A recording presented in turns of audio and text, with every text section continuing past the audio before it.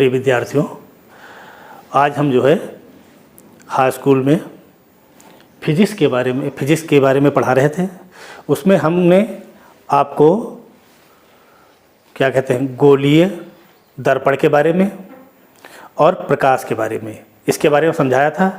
अब गोलीय दर्पण से संबंधित जो प्रश्न हैं, यानी आंकिक प्रश्न जो न्यूमेरिकल्स हैं, वो हम आपको आज बताने जा रहे हैं। ध्यान दीजिए, बहुत कायदे से समझिए और देखिए इसको।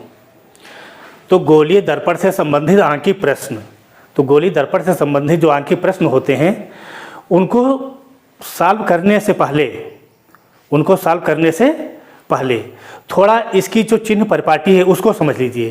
क्योंकि सबसे बड़ी प्रॉब्लम यहाँ पर यही आती है कि इस प्रकार के यानी गोलीय दर्पण से संबंधित जो आंकिक प्रश्न हैं उनको सॉल्व करने में जो चिन्ह होते हैं, वो चिन्ह प्लस और माइनस के, कहाँ पर प्लस लगता है कहाँ माइनस लगता है, कौन सी चीज़ माइनस में ली जाएगी कौन सी प्लस में ली जाएगी।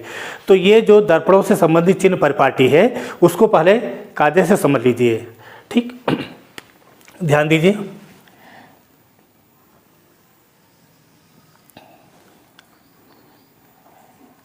जैसे ये कोई दर्पण ले लिया, ये आपका कौन सा दर्पण है? अवतल दर्पण।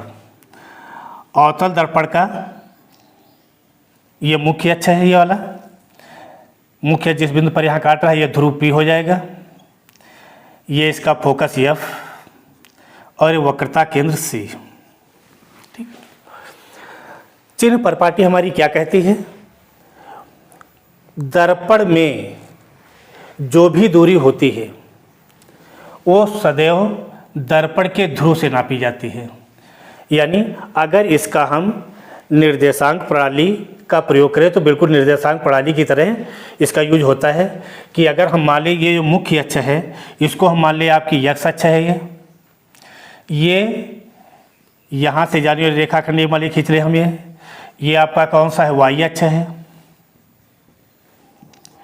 और जहाँ पर यहाँ पर ये जो यहाँ पर क्रॉस कर रही है ध्रुव P, इसको अगर हम मूल बिंदु मान लें तो निर्देशांक ज्यामिति की जो परिपाटी होती है वो किस प्रकार से चलती है? मूल बिंदु के दाईं ओर की दूरियां धनात्मक ली जाती हैं और मूल बिंदु के बाईं ओर की दूरियां ऋणात्मक ली जाती हैं। मुख्य अक्ष यानी जो ये मुख्य अक्ष है आपकी यही x अक्ष, तो x अक्ष के ऊपर की जो दूरी होगी वो धनात्मक और नीचे की जो होगी वो ऋणात्मक ली जाती है। तो बिल्कुल सेम इसी प्रकार से इसमें भी चलता है।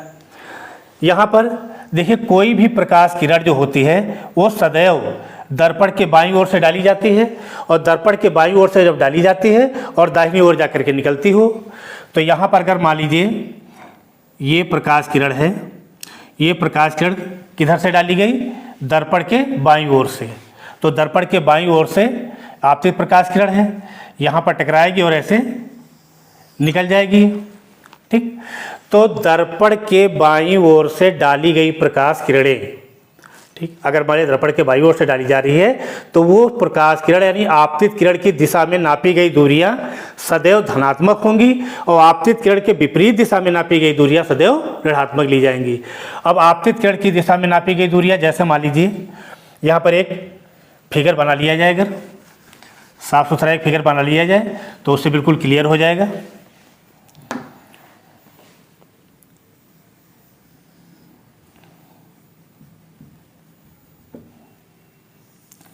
ये आपका अवतल दर्पण का ध्रुव P, ये फोकस F, वक्रता केंद्र C। मान लीजिए कोई वस्तु यहाँ पर रखी हुई है, एक वस्तु है, एक प्रकाश किरण मुख्य अक्ष के समांतर चलती है, ये परावर्तित होकर के फोकस F से गुजर जाती है। दूसरी प्रकाश किरण ये वक्रता केंद्र से, वक्रता केंद्र से जाने वाली प्रकाश किरण पुनः उसी मार्ग पर परावर्तित हो जाती है। दोनों परावर्तित किरणें एक दूसरे को जिस बिंदु पर काटती हैं वहीं पर प्रतिबिंब बन जाता है। जैसे सपोज दैट मान लीजिए एक वस्तु थी, इसका प्रतिबिंब यहाँ पर बना A', B', जो कि वास्तविक उल्टा और वस्तु से छोटा बना। हमने भी बताया आपको कि दर्पण में प्रत्येक दूरी कहाँ से नापी जाती है? दर्पण के ध्रुव से। तो ध्रुव के दाहिनी ओर की दूरियां जो होंगी वो प्लस में, बाईं ओर की दूरी माइनस में। मुख्य अक्ष के ऊपर की जो लंबाई होगी वो प्लस में, नीचे की लंबाई जो होगी वो माइनस में। अब यहाँ पर देखिए इसका मुख्य फोकस जो है दर्पण का ये है, तो ये जो दूरी होगी फोकस से लेकर के ध्रुव तक, ये दूरी आपकी कौन सी होगी? फोकस दूरी। ये अब देखा जाए दर्पण के किधर है? बाईं ओर। तो इसका मतलब ये अवतल दर्पण है आपका, तो अवतल दर्पण की जो फोकस दूरी होगी वो किस में ली जाएगी? माइनस में। किस में ली जाएगी? माइनस में ली जाएगी। दूसरे वक्रता केंद्र जो है, ये वक्रता केंद्र आपका वो भी ध्रुव के किधर है? बाईं ओर है। तो यहाँ से यहाँ तक की दूरी ये आपकी क्या कहलाती है? वक्रता त्रिज्या। वक्रता त्रिज्या ये भी आपकी किधर है? वक्रता केंद्र बाईं ओर है, तो वक्रता त्रिज्या जो ली जाएगी वो भी किस में ली जाएगी? माइनस में ली जाएगी। ठीक। और वस्तु जो रखी है, ये यहाँ पर वस्तु रखी है, तो वस्तु सदैव दर्पण के किधर रखी जाती है? बाईं ओर रखी जाती है। तो वस्तु की दूरी जो होती है वो भी क्या ली जाएगी? माइनस में ली जाएगी। प्रतिबिंब आपका जो बना ये किधर बना? दर्पण के बाईं ओर बना। इसका मतलब ये भी किस में लिया जाएगा? माइनस में लिया जाएगा। ठीक। तो यहाँ पर जितनी भी दूरियां हैं वो सब माइनस में ली जा रही हैं। अगर आपका यही दर्पण कौन सा होता? उत्तल दर्पण होता, तो उत्तल दर्पण में ध्यान दीजिए, इसका फोकस ये ध्रुव P, फोकस F, वक्रता केंद्र C। हमने बताया था अभी कि वस्तु सदैव दर्पण के किधर रखी जाती है? बाईं ओर रखी जाती है। मान लीजिए एक वस्तु AB है, ये मुख्य अक्ष के समांतर प्रकाश किरण गई, यहाँ से परावर्तित हो जाएगी, ऊपर क्यों निकल जाएगी, अर्थात ये कहाँ से? फोकस से जाती हुई प्रतीत होगी। दूसरी प्रकाश किरण ये जाएगी, ये इसी पर परावर्तित, अर्थात ये कहाँ से निकलती हुई प्रतीत हो रही है? वक्रता केंद्र से। वक्रता केंद्र से निकलती हुई प्रतीत हो रही है। तो ये दोनों किरणें जो हैं वास्तव में यहाँ पर मिल नहीं रही हैं, मिलती हुई प्रतीत हो रही हैं। तो यहीं पर प्रतिबिंब बन जाएगा। ये प्रतिबिंब कैसा बना? आभासी। ये प्रतिबिंब जो बना कैसा बना? आभासी। इसमें अगर मान लीजिए कोई भी दूरी नापी जाए तो ध्यान दीजिए, हमेशा दर्पण के ध्रुव से नापी जाती है। आपका फोकस F यहाँ पर है, तो ये फोकस दूरी किधर है? दर्पण के बाईं ओर, दाईं ओर है, तो इसलिए ये क्या होगी? प्लस में। वक्रता त्रिज्या ये भी किस में होगी? क्योंकि वक्रता केंद्र दाईं ओर है, तो वक्रता त्रिज्या भी किस में आएगी? प्लस में आएगी। प्रतिबिंब आपका किधर बना है? प्रतिबिंब बाईं ओर बना है, दाईं ओर बना है, इसलिए ये भी किस में होगा? प्लस में। वस्तु सदैव बाईं ओर रखी जाती है, इसलिए ये किस में होगी? माइनस में। ठीक। तो दर्पण की संबंधी जो भी दूरियां होती हैं वो प्लस में ली जाएंगी या माइनस में ली जाएंगी। ठीक। तो इससे संबंधित आप इसमें क्लियर देख सकते हैं कि दर्पण के ध्रुव से प्रत्येक दूरी कहाँ से नापी जाती है? दर्पण के ध्रुव से नापी जाती है। और ध्रुव के बाईं ओर की नापी गई दूरियां ऋणात्मक और ध्रुव के दाईं ओर की नापी गई दूरियां धनात्मक होती हैं। थोड़ा देखिए जरा, दर्पण के ध्रुव से किधर नापी गई दूरियां? बाईं ओर की। बाईं की दूरियां ऋणात्मक ली जाती हैं और दर्पण के ध्रुव से दाईं ओर की नापी गई दूरियां क्या होती हैं? वो धनात्मक ली जाती हैं। मुख्य अक्ष के ऊपर जो भी दूरी होती है, जो भी लंबाई होती है, वस्तु की लंबाई हो या प्रतिबिंब की जो भी बना हो, उसकी लंबाई हमेशा क्या ली जाती है? प्लस ली जाती है, यानी धनात्मक ली जाती है। और मुख्य अक्ष के नीचे की जो लंबाई होती है, ऊंचाई होती है, वो सदैव किस में ली जाती है? ऋणात्मक ली जाती है। आप देखिए जो न्यूमेरिकल्स होते हैं, तो न्यूमेरिकल्स के लिए हमको कौन कौन से फार्मूलाज की ज़रूरत पड़ती है? तो दर्पण से संबंधित आपने कुछ फार्मूलाज पढ़े होंगे।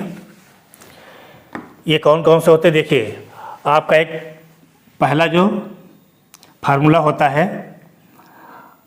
R बराबर 2F, R बराबर 2F या F बराबर R/2। यहाँ पर ध्यान दीजिए, R क्या है? वक्रता त्रिज्या है। F क्या है? फोकस दूरी है। R वक्रता त्रिज्या और F फोकस दूरी।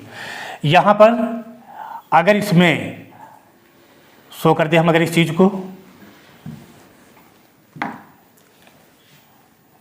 इसमें R क्या है? आपकी वक्रता त्रिज्या यानी रेडियस ऑफ कर्वेचर। F क्या है? फोकस दूरी। ठीक। अगर दर्पण आपका देखिए उत्तल दर्पण अवतल दर्पण, तो दर्पण जो होता है उत्तल दर्पण अवतल दर्पण दोनों में ध्यान दीजिए। उत्तल दर्पण में जो फोकस होता है वो किधर होता है, दाईं ओर होता है। जिधर फोकस होता है उधर ही वक्रता केंद्र होता है। तो उत्तल दर्पण में जो फोकस दूरी होगी वो किस में ली जाएगी, प्लस में ली जाएगी। दाईं ओर होती है ना, तो ये किस में ली जाएगी, प्लस में। और जो वक्रता त्रिज्या है वो भी दाईं ओर है, ये भी किस में ली जाएगी, प्लस में। अगर आपका दर्पण कौन सा है, उत्तल दर्पण, उत्तल दर्पण, उत्तल दर्पण। अगर दर्पण आपका उत्तल दर्पण है तो उत्तल दर्पण के लिए आपकी फोकस दूरी और वक्रता त्रिज्या दोनों किस में ली जाएंगी, प्लस में ली जाती हैं। अगर अवतल दर्पण है तो ये दोनों किस में ली जाएंगी, माइनस में ली जाएंगी। अवतल दर्पण के लिए अगर देखा जाए तो किस में ली जाएंगी, माइनस में ली जाएंगी। दूसरा फार्मूला आपका आता है, यहाँ पर हम लिख देते हैं, इसके सामने लिख देते हैं, यहाँ पर नहीं करते, सीधे यहाँ पर लिख देते हैं दोनों चीज़ों को हम। उत्तल दर्पण, उत्तल दर्पण, उत्तल दर्पण के लिए क्या होंगे, प्लस, और अवतल दर्पण के लिए माइनस। अवतल दर्पण इसके लिए क्या होगी, यानी फोकस दूरी और वक्रता त्रिज्या दोनों क्या ली जाएगी, माइनस में, अवतल दर्पण के लिए। दूसरा फार्मूला आता है 1/f बराबर 1/v plus 1/u। F v u, ए एफ क्या है, फोकस दूरी है, ये फोकस दूरी। एफ, यहाँ पर v क्या है, ये v प्रतिबिंब की दूरी है, प्रतिबिंब की दूरी। और ये आपका u, ये है वस्तु की दूरी, वस्तु की दूरी, ठीक। 1/f equal to 1/b plus 1/u में फोकस दूरी, v प्रतिबिंब की दूरी, u वस्तु की दूरी। ये आपके दर्पण के अनुसार, दर्पण अगर आपका कैसा है, अवतल है, अवतल दर्पण, अवतल दर्पण, तो अवतल दर्पण में जो f लिया जाएगा ये हमेशा किस में होगा, माइनस में। अवतल दर्पण की जो फोकस दूरी होती है किस में होती है, माइनस में होती है। u जो होता है, u ये वस्तु की दूरी है, और वस्तु सदैव दर्पण के किधर रखी जाती है, बाईं ओर रखी जाती है। वस्तु सदैव दर्पण के बाईं ओर ही रखी जाती है, इसलिए सदैव किस में रहेगी, माइनस में। वो चाहे जो भी दर्पण हो, चाहे उत्तल हो या अवतल, वस्तु की दूरी सदैव माइनस में। तीसरी आती है आपके प्रतिबिंब की दूरी v, जो v होता है। अब v प्लस में हो गया माइनस में, तो ये प्लस और माइनस दोनों हो सकता है। अगर प्रतिबिंब आपका वास्तविक बना है, प्रतिबिंब कैसा बना है, वास्तविक, वास्तविक बना है, तो ये दूरी किस में ली जाएगी, माइनस में। अगर प्रतिबिंब आपका आभासी बना है, आभासी बना है, तो ये दूरी किस में ली जाएगी, प्लस में। यानी अवतल दर्पण में अगर प्रतिबिंब आपका वास्तविक बना है तो दूरी किस में होगी, माइनस में ली जाएगी v, और अगर आभासी बना है तो प्लस में दूरी ली जाएगी। अगर आपका ये कौन सा दर्पण है, उत्तल दर्पण, उत्तल दर्पण, तो उत्तल दर्पण में F ये किस में लिया जाता है, प्लस में, धनात्मक होता है। U ये माइनस में हमेशा, चाहे उत्तल हो चाहे अवतल हो। और उत्तल दर्पण द्वारा जो प्रतिबिंब हो सदैव आभासी ही बनता है, वास्तविक बनता ही नहीं है। तो V अगर उत्तल दर्पण के लिए प्रतिबिंब की दूरी क्या है तो हमेशा किस में लिया जाता है, वो प्लस में लिया जाता है। यानी उत्तल दर्पण में जो प्रतिबिंब की दूरी है वो v सदैव किस में ली जाएगी, प्लस में ली जाएगी। तो ये हमारी क्या होगी, चिन्ह परिपाटी, चिन्ह परिपाटी। तो इन्हीं चिन्ह परिपाटी का प्रयोग करके हम न्यूमेरिकल सॉल्व करते हैं। और न्यूमेरिकल किस तरह का न्यूमेरिकल होता है, कैसे सॉल्व किया जाता है, उसको ध्यान दीजिए। इस चिन्ह परिपाटी को ध्यान में रखिए, अपने माइंड में रखिए, इससे आसानी से न्यूमेरिकल आप सॉल्व कर सकते हैं, कोई प्रॉब्लम नहीं आएगी।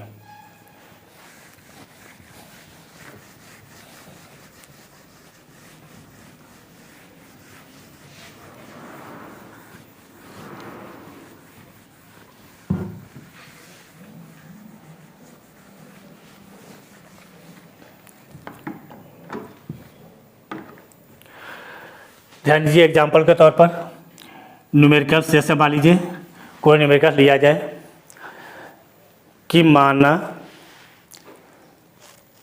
कोई वस्तु जो अवतल दर्पण के सामने 30 सेंटीमीटर दूरी पर रखी है। यहाँ पर हमने मान लिया कि यदि कोई वस्तु जो अवतल दर्पण के सामने कितनी दूरी पर रखी, 30 सेंटीमीटर दूरी पर रखी है, यदि अवतल दर्पण की फोकस दूरी 20 सेंटीमीटर हो, अवतल दर्पण की फोकस दूरी कितनी हो, 20 सेंटीमीटर, तो अवतल दर्पण द्वारा बनने वाले प्रतिबिंब की स्थिति ज्ञात कीजिए। हमने क्या बताया, या इसको इस क्वेश्चन को इस तरह से भी कह सकते हो कि एक 20 सेंटीमीटर फोकस दूरी वाले अवतल दर्पण, एक 20 सेंटीमीटर फोकस दूरी वाले अवतल दर्पण, यानी कौन सा दर्पण है, अवतल दर्पण। तो ये जैसे मान लीजिए अवतल दर्पण हुआ, ये अवतल दर्पण, अवतल दर्पण क्या कह रहा है कि एक 20 सेंटीमीटर फोकस दूरी अवतल दर्पण। मान लीजिए यहाँ से कितनी दूरी है, ये 20 सेंटीमीटर, ये दूरी 20 सेंटीमीटर है ये, अर्थात ये एफ है यहाँ पर। तो एक 20 सेंटीमीटर फोकस दूरी वाले अवतल दर्पण के सामने कोई वस्तु 30 सेंटीमीटर दूरी पर रखी है। तो 30 सेंटीमीटर का मतलब क्या हो जाएगा कि 20 यहाँ पर फोकस दूरी हो गई, तो इससे इतनी ही दूरी पर इधर क्या होता है, वक्रता केंद्र होता है यहाँ पर, यानी 20 सेंटीमीटर अगर ये है तो 20 सेंटीमीटर भी होगा। 30 सेंटीमीटर दूरी पर वस्तु रखी है, तो 30 का मतलब इन दोनों के ठीक बीच में रखी है। तो मान लीजिए ये रखी है वस्तु एक, ये क्या रखी है, वस्तु। तो वस्तु कितनी दूर रखी है, 30 सेंटीमीटर दूरी पर, 30 सेंटीमीटर दूरी पर, ठीक। तो 30 सेंटीमीटर दूरी पर जो वस्तु रखी है, तो वस्तु के बनने वाले प्रतिबिंब की स्थिति ज्ञात कीजिए। यानी क्या निकालना है आपको, V निकालना है। यहाँ पर देखिए मालूम हमको क्या क्या है, एक 20 सेंटीमीटर फोकस दूरी वाले, यानी 20 सेंटीमीटर फोकस दूरी वाले, तो फोकस दूरी कितनी शो कर रहा है, 20 सेंटीमीटर, अर्थात F बराबर 20 सेंटीमीटर, 20 सेंटीमीटर। अब ये प्लस होगा या माइनस, अभी बताया हमने कि अवतल दर्पण की फोकस दूरी हो या वक्रता त्रिज्या हो, वो सदैव किस में होती है, माइनस में ली जाती है। तो इसका मतलब अवतल दर्पण है तो इसकी फोकस दूरी किस में होगी, माइनस में। तो ये बराबर माइनस 20 सेंटीमीटर।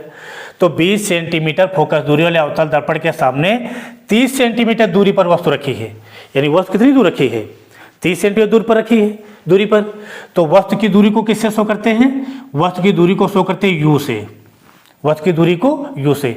और चूंकि वस्तु हमेशा दर्पण की किधर रखी जाती है, बाईं ओर, तो वस्तु की दूरी सदैव किस में ली जाएगी, माइनस में। तो U बराबर कितना है, 30, तो ये माइनस 30 सेंटीमीटर, 30 सेंटीमीटर। पूछ क्या रहा, प्रतिबिंब की स्थिति ज्ञात कीजिए, यानी प्रतिबिंब कितनी दूर बनेगा ये पूछ रहा है, अर्थात हमको क्या ज्ञात करना है, V फाइंड करना है, V ज्ञात करना है, ठीक। फार्मूला आपने बताया भी आपको, कौन सा फार्मूला, 1/F बराबर 1/V प्लस 1/U, ये फार्मूला यूज कर लिए। हमको निकालना क्या है, V निकालना है, तो इसको इधर पक्षांतर कर दीजिए, 1/F minus 1/U equal to 1/V, ये हो जाएगा। U और V की वैल्यू पुट कर दीजिए यहाँ पर, 1/F, F की वैल्यू -20 माइनस 1/U, U की वैल्यू -30 इक्वल टू 1/V। ये माइनस सिंबल ऊपर चला जाएगा, माइनस 1/20, माइनस माइनस क्या हो जाएगा, प्लस 1/30 इक्वल टू 1/V। इन दोनों का एलसीएम 60 हो जाएगा, -3 + 2 1/V, -3 + 2 माइनस का 1/60 इक्वल टू 1/V। तो V equal to by CMP करोगे, V इक्वल टू -60, ठीक। तो प्रतिबिंब आपका जो V का जो मान आया वो कितना है, -60 सेंटीमीटर, -60 सेंटीमीटर। मतलब प्रतिबिंब कितनी दूर बनेगा, प्रतिबिंब दर्पण से 60 सेंटीमीटर दूर बनेगा। प्रतिबिंब जो बनेगा दर्पण से कितनी दूर बनेगा, 60 सेंटीमीटर। तो आप जब स्टेटमेंट नीचे लिखेंगे तो वहाँ पर लिख देंगे कि प्रतिबिंब दर्पण से 60 सेंटीमीटर दूर बनेगा। अब यहाँ पर जो बेटा माइनस का चिन्ह शो करता है V, तो इसका मतलब ये माइनस का सिंबल क्या शो करता है कि प्रतिबिंब जो है वो दर्पण के किधर बनेगा, बाईं ओर बनेगा, इसलिए माइनस का सिंबल यहाँ पर लगा हुआ है, ठीक। लेकिन दूरी कभी माइनस में ली नहीं जाती है, तो यहाँ पर जब प्रतिबिंब की दूरी लिखी जाए तो प्रतिबिंब की दूरी दर्पण से कितनी दूर होगी, 60 सेंटीमीटर। इसके बाद जो है दूसरा एग्जाम्पल हम लेते हैं। जैसे इस तरह के न्यूमेरिकल्स होते हैं कि अब अवतल दर्पण से संबंधित ऐसे भी न्यूमेरिकल्स हो सकते हैं कि एक 15 सेंटीमीटर फोकस दूरी वाले अवतल दर्पण के सामने, यानी कोई अवतल दर्पण है, ये अवतल दर्पण, तो अवतल दर्पण के सामने कह रहा 15 सेंटीमीटर फोकस दूरी वाले अवतल दर्पण, यानी इसकी फोकस दूरी कितनी है 15 सेंटीमीटर। सपोज मान लीजिए यहाँ से 15 सेंटीमीटर हो गए ये कितना है 15 सेंटीमीटर। तो 15 सेंटीमीटर फोकस दूरी वाले अवतल दर्पण के सामने, अवतल दर्पण के सामने एक 4 सेंटीमीटर लंबी वस्तु, यानी वस्तु की लंबाई भी यहाँ शो कर दिया है, यानी एक 4 सेंटीमीटर लंबी वस्तु, ये 4 सेंटीमीटर लंबी वस्तु है, यानी वस्तु की क्या है लंबाई है। तो 4 सेंटीमीटर लंबी वस्तु दर्पण से यानी दर्पण तो यहाँ पर ही है, दर्पण से मान लीजिए 25 सेंटीमीटर दूरी पर रखी है, दर्पण से 25 सेंटीमीटर दूरी पर रखी है, यानी यहाँ से यहाँ तक की दूरी कितनी है 25 सेंटीमीटर, ये दूरी 25 सेंटीमीटर है। तो यहाँ पर क्वेश्चन क्या है कि 15 सेंटीमीटर फोकस दूरी, 15 सेंटीमीटर फोकस दूरी वाले उत्तल दर्पण के सामने एक 4 सेंटीमीटर लंबी वस्तु, 4 सेंटीमीटर लंबी वस्तु जो दर्पण से 25 सेंटीमीटर दूरी पर रखी है, दर्पण से कितनी दूरी पर रखी है 25 सेंटीमीटर दूरी पर।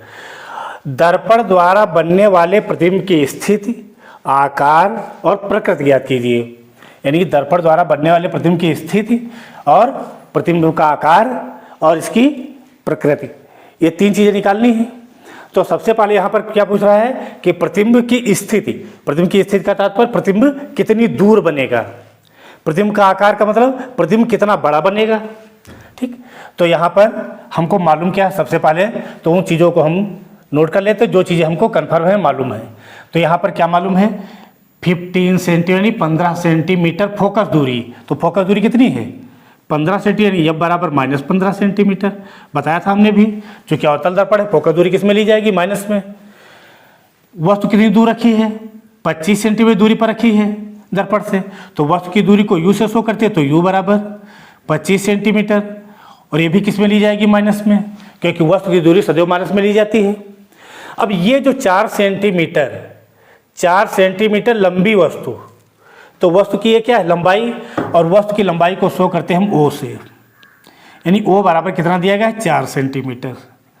ये किस में लिया जाएगा प्लस में, क्योंकि ये मुख्य अक्ष के किधर है ऊपर, ठीक।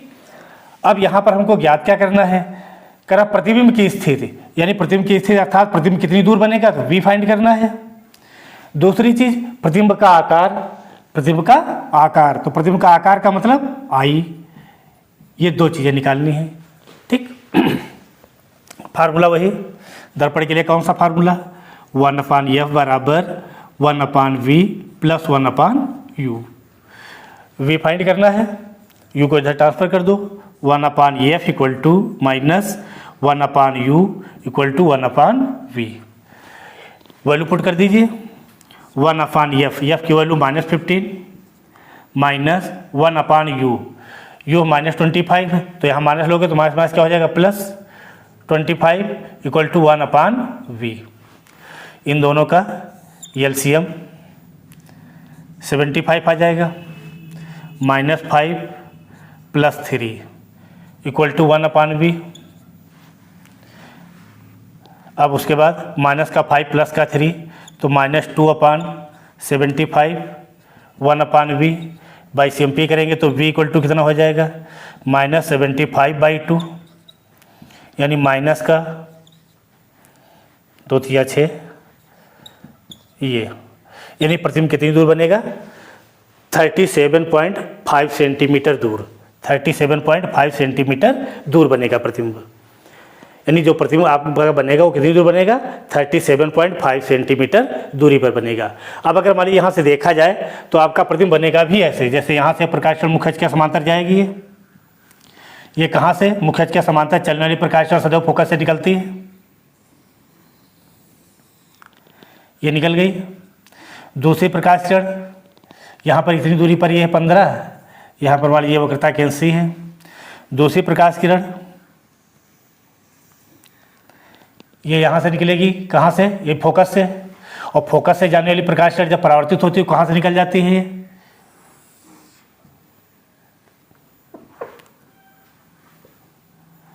ये थोड़ा लाइनें तिरछी हो रही हैं,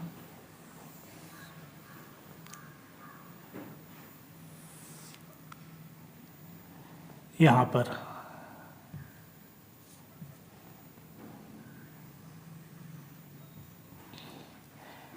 ये वक्रता केंद्र आपका सी है, यहाँ पर प्रतिबिंब बनेगा, अर्थात ये 37.5 सेंटीमीटर दूरी पर जाकर के बनेगा। देखिए प्रतिबिंब आपका किधर बना है, बाईं ओर ही बना है, इसलिए ये v किस में आया है, माइनस में आया है। ठीक, अब उसके बाद दूसरी चीज़ क्या कह रहा है, आई मतलब प्रतिबिंब की लंबाई या ऊंचाई, यानी प्रतिबिंब कितना बड़ा बनेगा। इसके लिए आपका फार्मूला क्या होता है, चूंकि यम बराबर होता है माइनस वी अपान यू। यम यानी यम क्या है, रेखीय आवर्धन, तो रेखीय आवर्धन यम बराबर क्या होता है, minus V upon you.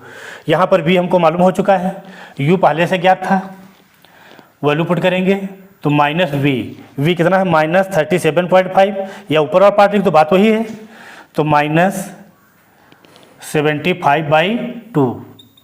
You कितना दिया गया, माइनस 25, यहीं पर लिख सकते हो इसको,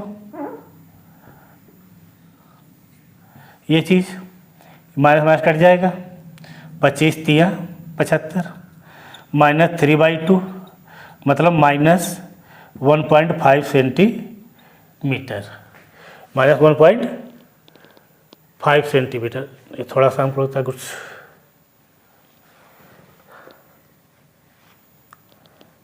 यम का मान इतना आ गया, ये 1.5 सेंटीमीटर। ठीक, कन्फर्म। अब उसके बाद पूछ क्या रहा, आई का मतलब यहाँ पर चूंकि यम बराबर आई अपान ओ भी होता है, यम बराबर आई अपान ओ, यम की जो वैल्यू निकालो यहाँ पर पुट कर दो, तो माइनस 1.5 इक्वल टू आई अपान ओ कितना दिया गया है, 4 सेंटीमीटर, 4/cmp कर दो, I equal to minus 6.0 centimetre. यानी जो प्रतिबिंब बनेगा आपका, तो प्रतिबिंब कितना ऊंचा बनेगा, प्रतिबिंब की लंबाई जो होगी वो 6 सेंटीमीटर होगी। कितनी होगी, 6 सेंटीमीटर। अब यहाँ पर चूंकि ये प्रतिबिंब की लंबाई जो आई किस में आई, माइनस में, प्रतिबिंब की लंबाई किस में आई है, माइनस में आई है।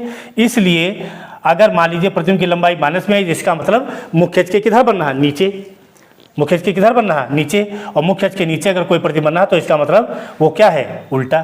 तो ये प्रतिबिंब की प्रकृति क्या हो जाएगी, प्रतिबिंब कैसा बनेगा, उल्टा बनेगा, और उल्टा बनेगा तो वास्तविक बनेगा, वास्तविक, उल्टा वास्तविक, उल्टा बनेगा वास्तविक बनेगा। अब यहाँ पर देखिए वस्तु की लंबाई कितनी थी, 4, प्रतिबिंब की लंबाई कितनी आई, 6, तो प्रतिबिंब की लंबाई ज़्यादा आई। ठीक, या वह यम भी अगर यम से कन्फर्म करना चाहो तो यम से कन्फर्म कर सकते हो कि यम आपका 1 से ज़्यादा है, यम जो है आपका 1 से क्या है, ज़्यादा है। ठीक, तो यम जो अगर 1 से ज़्यादा है तो इसका मतलब प्रतिबिंब जो बनेगा वो क्या बनेगा, वस्तु से बड़ा प्रतिबिंब बनेगा। तो ये आपकी क्या होगी, प्रकृति हो गई।